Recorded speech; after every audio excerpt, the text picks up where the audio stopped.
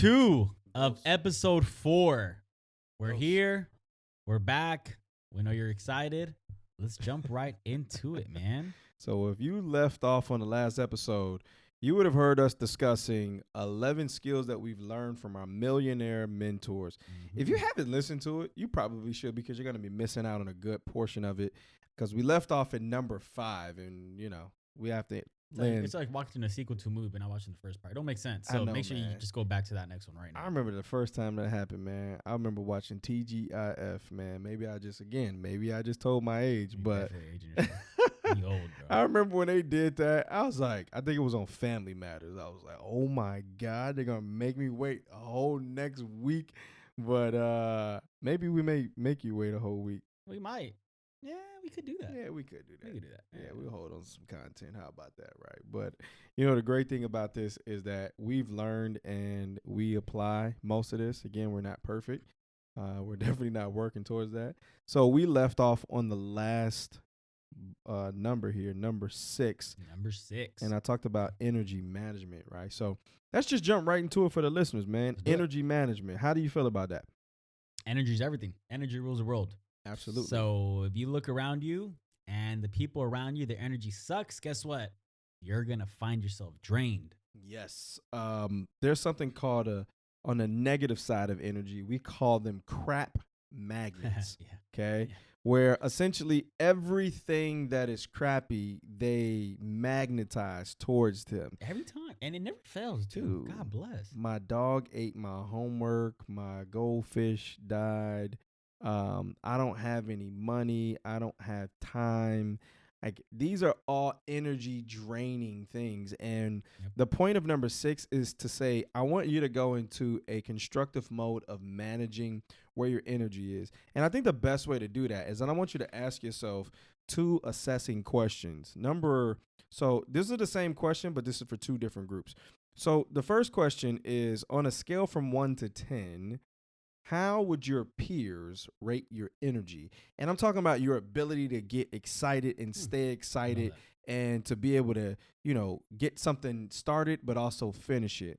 And then the other question is, scaled from 1 to 10, now that you know what your friends think, what do you think your energy is on a scale from 1 to 10? I love that. Yeah. I love that, because if your friends think your energy sucks, but you think your energy's up, man, you got some self-auditing to do, my friend. You're a liar. That's what we call it around here. But again, on a serious note, right? Your energy, as you said earlier, rules the world. Absolutely. Right? You think about any CEO, any person that's running a company, any mom. Oh my gosh. Yeah. Think about the energy it takes to be a mom. Like, I ain't knocking the dads. I'm a dad too.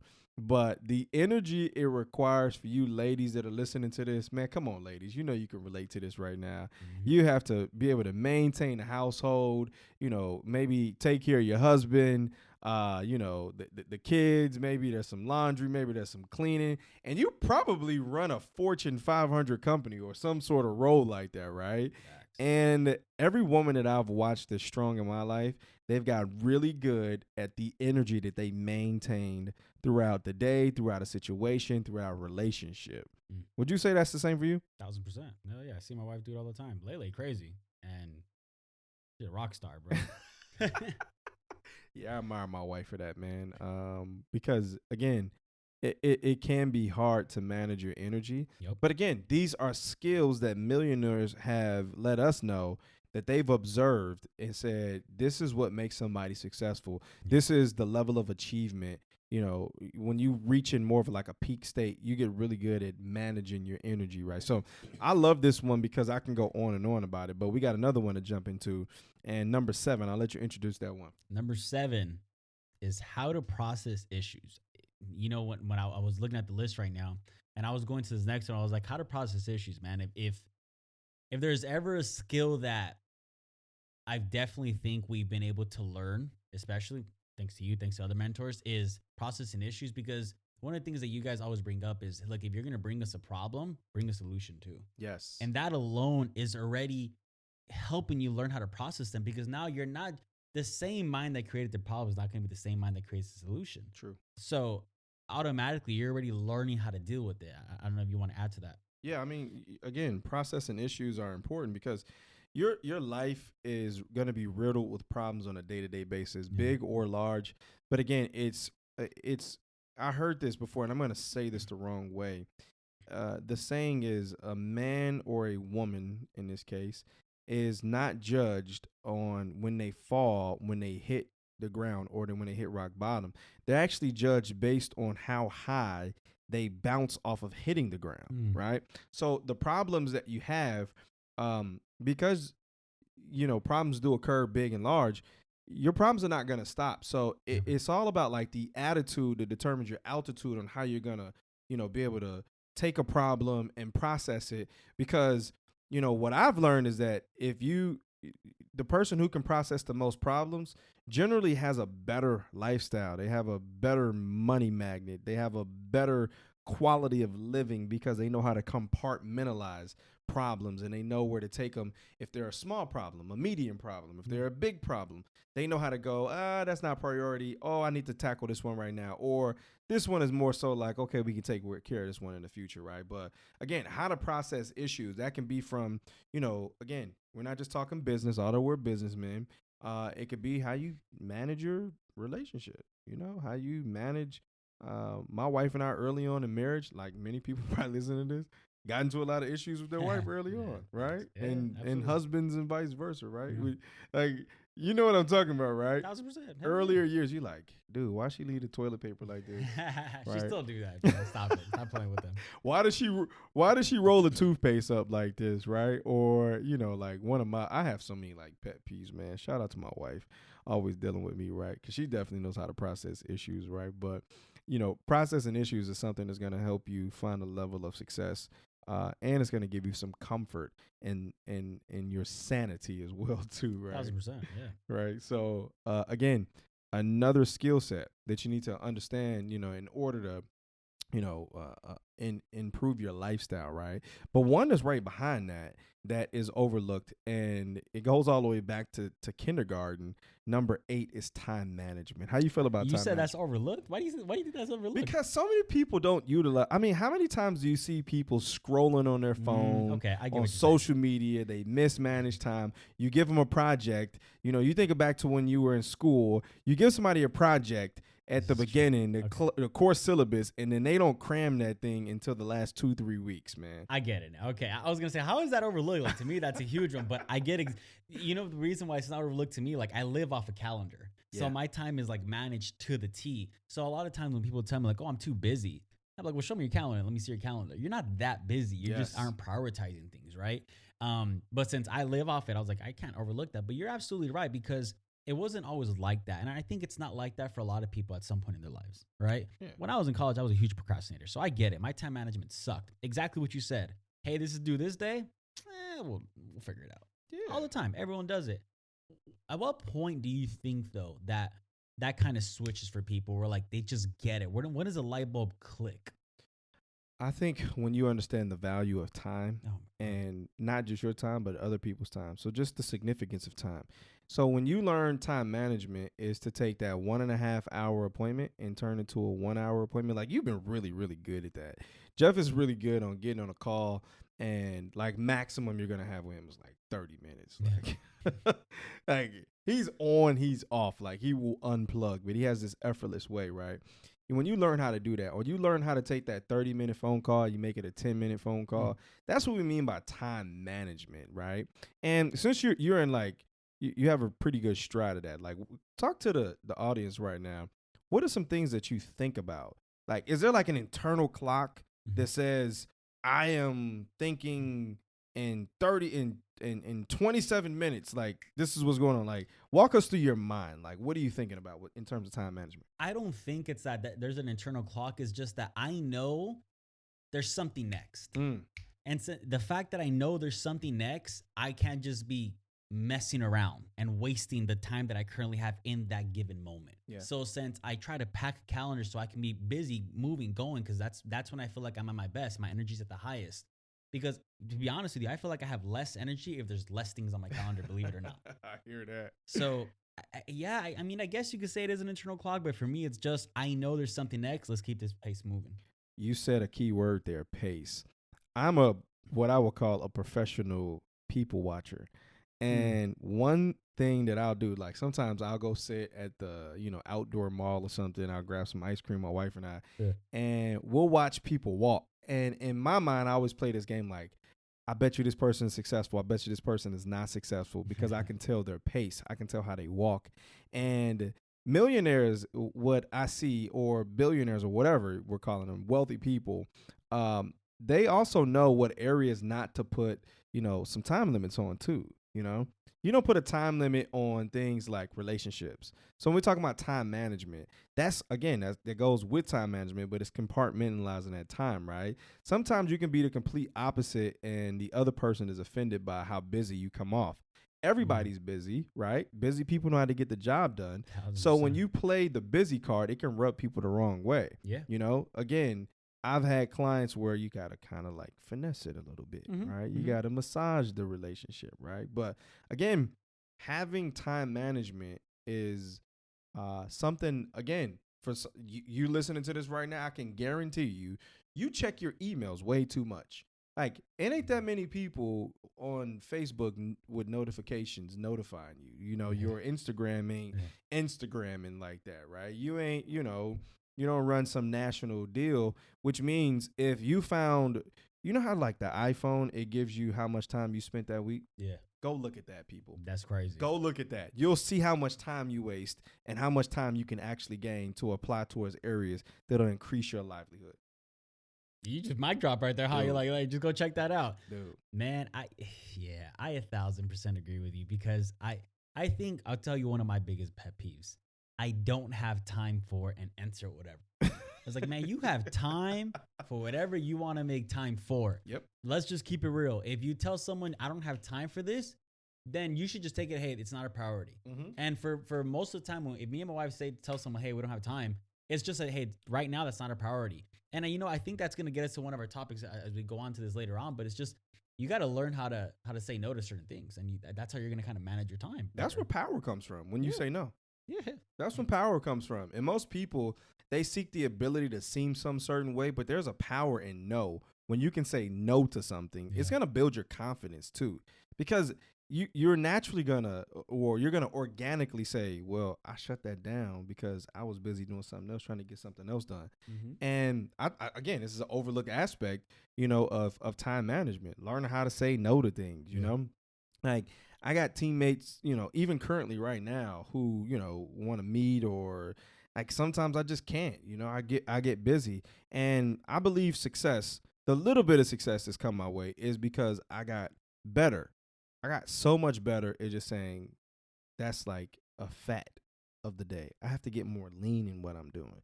Not that I'm trying to offend people, because I never do, man. I really enjoy the times that I spend with people. But again, the time management aspect of this, right? So I like that topic. Yeah. I didn't know that one. I knew we were going to flow that one. Well, it's like crazy. that. When you said overlooked, I was like, hold up. That's not overlooked to me. But man, we can talk on time management forever, but let's manage our time. Let's go to the next one. I like that. Yeah, you like what I did there? Hey, you see that?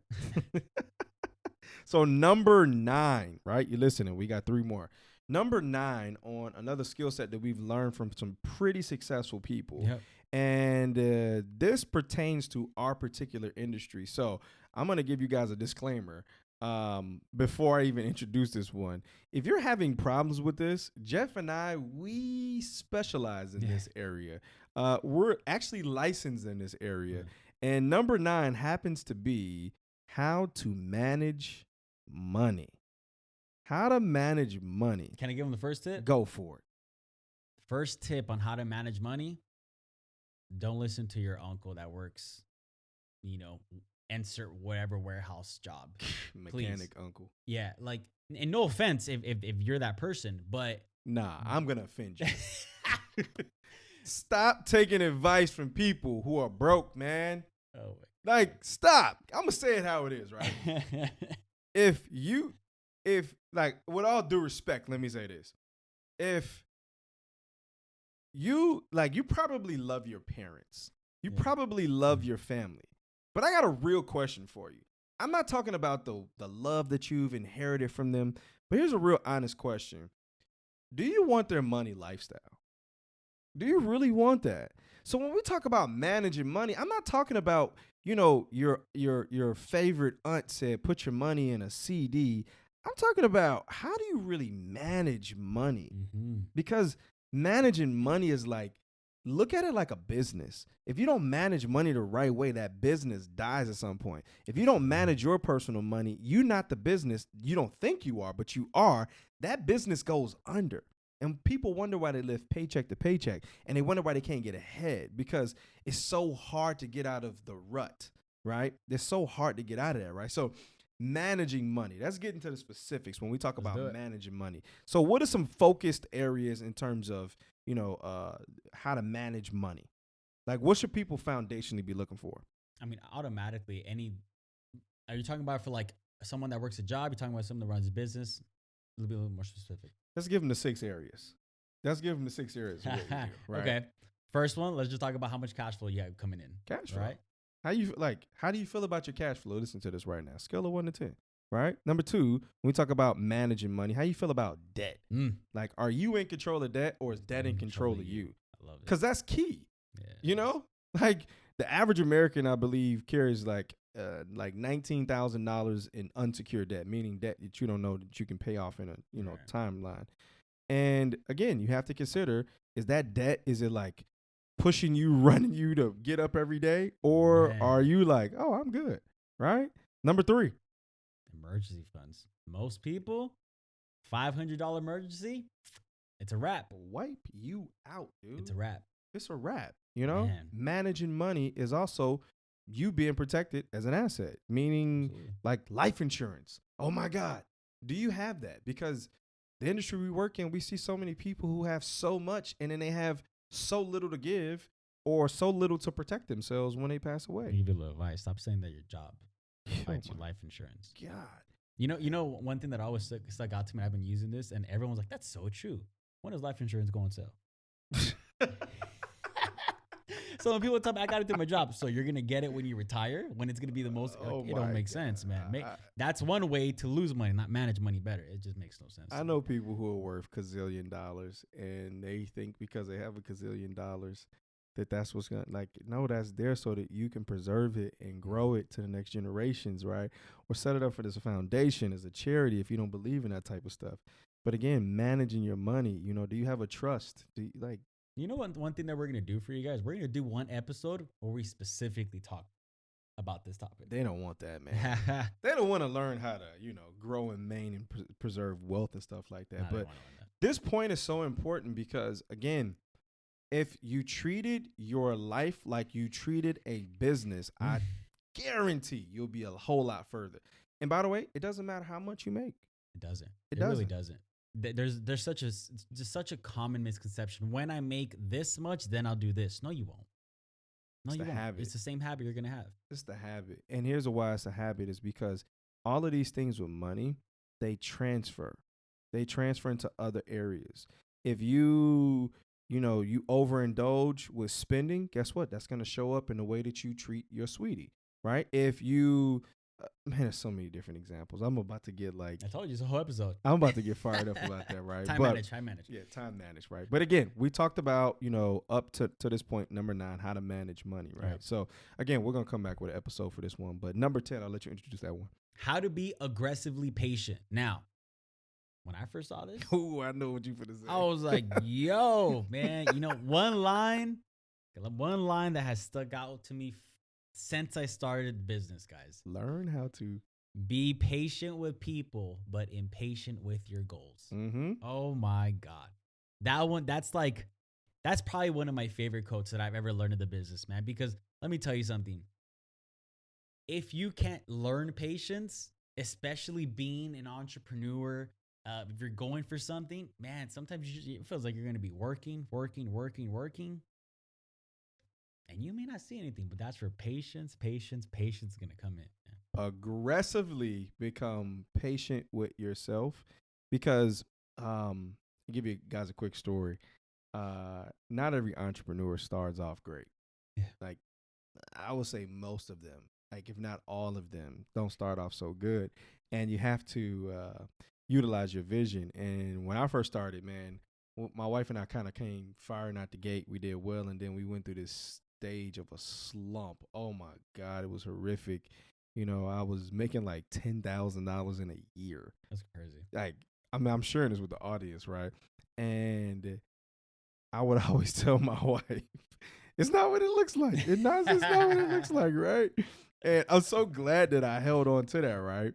But you're going to have to learn a part of success is working, working, working, combined with patience, patience, patience.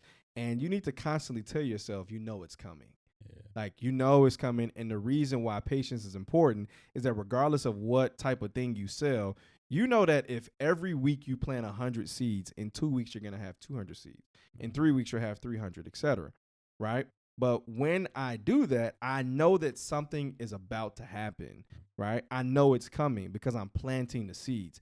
I'm guaranteed to have success as long as I'm planting the seeds. I know for a fact that it's going to happen. And then after that, what's going to happen is that the floodgates are going to open. Because I can tell you from the moment that I was making 10 grand a year, yeah, that's changed a lot. That's changed a whole hell of a lot. So becoming aggressively patient with yourself is, oh God, I wish I could say this is number one, but I think this is like a step two of an entrepreneur phase, is to become aggressively patient with yourself. And it's quite a skill to learn because most people want it right now. It's a hard skill to learn. We can't even sugarcoat it because I think this is one of the hardest things that I had to learn. Yeah. Be patient. Like, I wanted it. Like, let's go. And it is, man. Yeah. Oh yeah. Oh yeah. Oh yeah, man. So we got one more point, man, and we want to land the plane on the last one, right? And the last one I want to introduce because I happen to develop this skill set early on, and then I lost it, and then it came back. And it came back because I went to a Tony Robbins seminar, and in there he said that he talked about this concept called KANI. And KANI stands for constant, never-ending improvement. And this skill set that we're introducing last is learning. And learning requires you to always be open.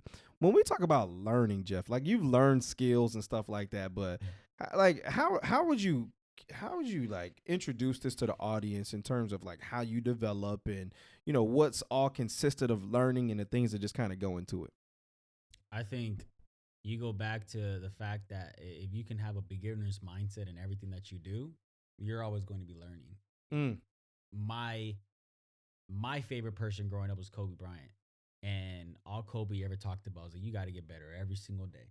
Even it's 1%. You find something to learn, like something to make you better, and that's all learning is. Yes. That's all it is, man. It's a constant, never-ending improvement, like you said.